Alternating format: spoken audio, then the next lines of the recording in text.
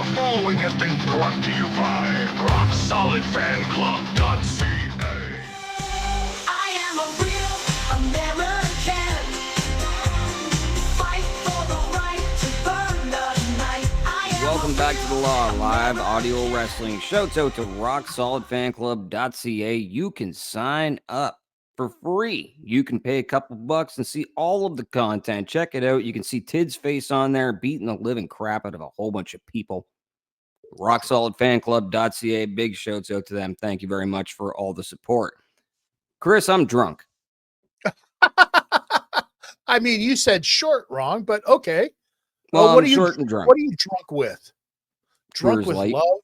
Drunk with Coors love. Light, because Bud Light won't pay me anything. Oh well, I mean, you might as well just head on home and hop on your wife there, Brock. Here you go. Getting Okay, all so talking about the wife. if you were to go out as a real American and get drunk on beer, would you get drunk on what's the most real American beer that you could think of? Budweiser.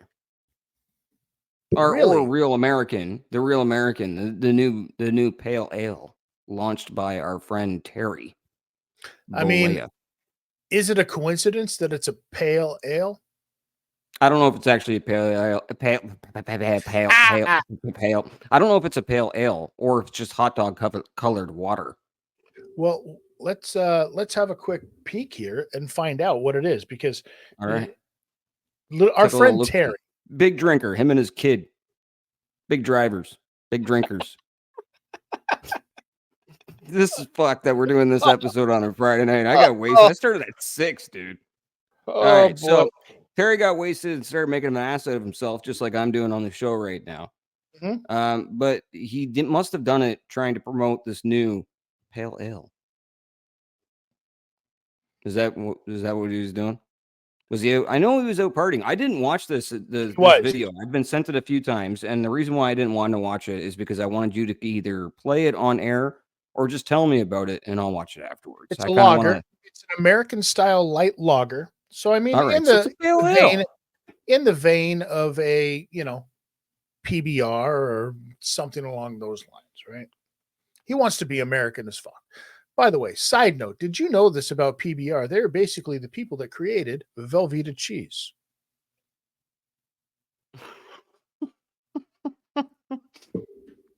I know that there's only you would know that. See, here's the thing about spread cheeses. Okay, yes. Cheese. Did you say cheeses or cheeks? Moving on. Terry, what did they get into? So Terry decided that he was going to get up on stage there, right? Old Terrence decided that he was going to get the crowd going. He was going to invoke the powers of, I mean, you would think if you're going to go up there as a wrestler and you're going to invoke the powers of pro wrestling and cut this promo to get your stuff over, who would you use, brother? There's only one dude I can use, dude. Me, brother. Well, that's not what he did. Who did he use? He decided to go with the Steve Austin approach. Okay. You want to have one beer? What? 2 beers? What? 3 beers? What? Do the whole thing. And then he got into the part where he said, you want me to body slam somebody? Yeah. You want me to body slam Kamala Harris? Yeah. You want me to leg drop her? Yeah. You want me to and then he calls her a chameleon. No. Because what is she? She says that she's indigenous, but he didn't use that word. And then throws up the old, hi, how are you?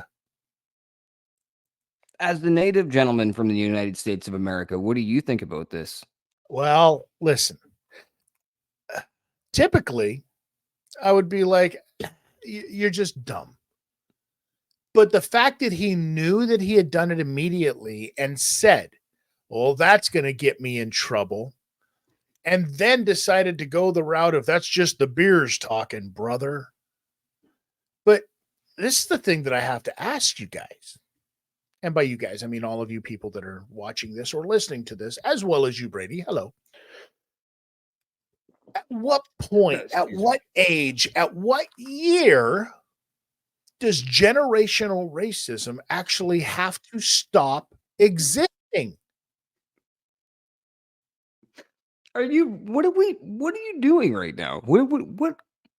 Because I can see how this exists for people. You saw Gran Torino, right? So Great movie.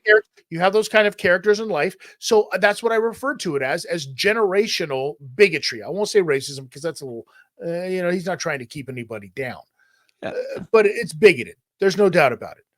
But it's a generational thing. You're like, oh, these people were born and raised in this time, and this is what they knew, and the world has changed, but they still have carried it on. So at what point, at what year do you think generational stuff like this is going to stop? Is it going to be like anybody born past 1986? Anybody born past 2000? You know what I mean? At what point? Welcome to the Law Live Audio World Politics.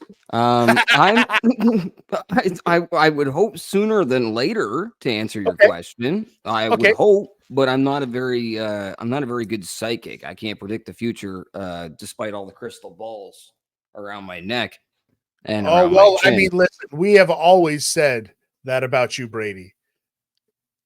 All right, I don't know. Like I think these old heads in wrestling. If we're gonna put a microscope on things like wrestling, just specifically professional wrestling, sure, some of these old heads are getting real old. So whether this was their belief system, or this is senile, or this is CTE, or this is just the bleeding of the brain, I think this is more common as people get older. They let things like this slip and have less forgiveness. So a guy like Hogan, 15 years ago, when all of this stuff started coming out about him with the video and his slang and, him saying some really actually racist shit, literally racist, not bigot, and talking down about, people that are gay and things like that. That was a move that he had to get a PR team to help, diffuse. Sure. This big time bomb that went off. I think Hogan's in a different position now. I think he's aligned with people like Donald Trump, who get called a racist and a bigot every day, and are doing well. Seem to be selling out stadiums during the rally. Probably going to be the next president. I don't know about that. We'll see what happens. We'll see if he even makes it to that. But thanks for listening to the Law Live Audio World Politics. As you can tell, we're changing that name. I understand what you're saying, because Hogan comes from that era, and this just might be who he is. If that's the case, and we've caught him, and not caught, I don't want to use that kind of terminology, because it wasn't like we were like, gotcha. But a lot of people do that because we live in that gotcha era, right? Not the Frank Gotcha era. But we live in that era where told you so. Told you he was that guy. Yeah. But the question is if this has happened now on multiple occasions out in public, at what point do people stop letting him do these things out in public? I don't know. I think Hogan's almost indestructible, man. Like, I think if Flair didn't get taken down for all the sexual predator shit that he was borderline doing throughout his entire life, and probably still is doing, I don't think they're going to take Hogan down. I think wrestling fans are pretty loyal, man. Is this really because their superhero status? You just took the thought out of my head. This is what I was just about to say. It's because they played characters that are forever superheroes. Like, that's Batman. You know what I mean? You're not going to hold the actor, and there's a huge separation between. I think wrestling is the only thing that falls into this category outside of something that's like Seinfeld, Kramer or something. He's always going to be Kramer to people. But realistically, this is a superhero to a lot of people who grew up as kids, who are still collecting the image of Hulk Hogan, not so much Terry Bollea, the person who's selling this beer, who's up on the stage with Trump. Although they may get a kick out of it, depending on whatever political belief that they have.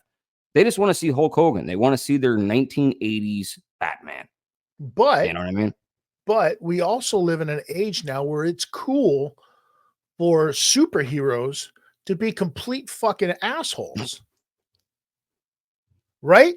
The anti-hero has always been a thing, though. But look at, like, I'm saying even more so now. Look at like the Homelander character from The Boys, most I've specific. never. Yeah, I've seen one episode of that show. He is a guy who has Superman-like abilities, but is just a complete and Bro. utter dick. I seen one episode. Speaking of dicks, I seen one episode of that show where some guy shrunk down and crawled in some other man's penis and then sneezed by mistake, and it fucking he like went back to normal size, and the guy exploded on him. So I was like, yeah, I'm not gonna watch this. It was pretty detailed dick too. A lot of good Why? CGI in that show. Why did you think it was too realistic or something? This fucking episode is. I apologize. When it comes crashing down, all you can do is hide. Foresight for the blind. I wreck this shit tonight. I am a real American. RockSolidFanClub.ca gives you full access to Canada's leader in professional wrestling, featuring legends like Mick Foley, modern megastars such as Cody Deaner, and future sensations like Tyler Turva. RockSolidFanClub.ca offers exclusive series, podcasts, live streams, specials, and full events, all for less than $9 a month. Sign up today at RockSolidFanClub.ca, where real fans get it.